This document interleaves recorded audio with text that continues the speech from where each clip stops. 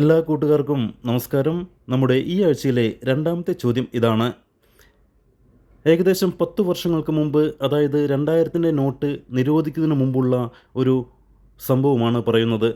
നമ്മുടെ group മെമ്പറായിട്ടുള്ള mister ജിൻഡോൻ്റെ കടയിൽ ഒരു ദിവസം സുമുഖനായ ഒരു ചെറുപ്പക്കാരൻ വന്ന് അരിയും പലവ്യഞ്ജനങ്ങളും വാങ്ങിച്ചു.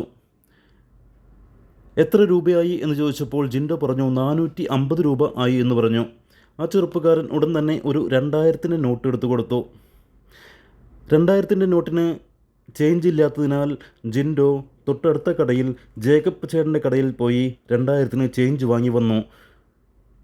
ആ ചെറുപ്പക്കാരന് ബാക്കി കൊടുത്തു. ആ ചെറുപ്പക്കാരൻ തിരിച്ചുപോയി.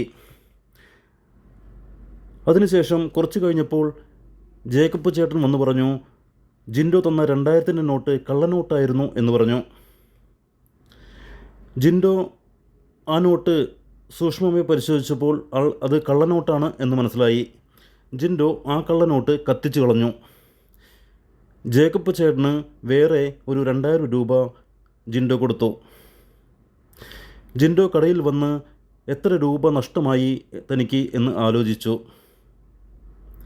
ഈ ഇടപാടിൽ ജിൻഡോയ്ക്ക് എത്ര രൂപ നഷ്ടമായി? നിങ്ങൾക്ക് ഉത്തരം കിട്ടിയെങ്കിൽ പെട്ടെന്ന് പറഞ്ഞോളൂ കേട്ടോ.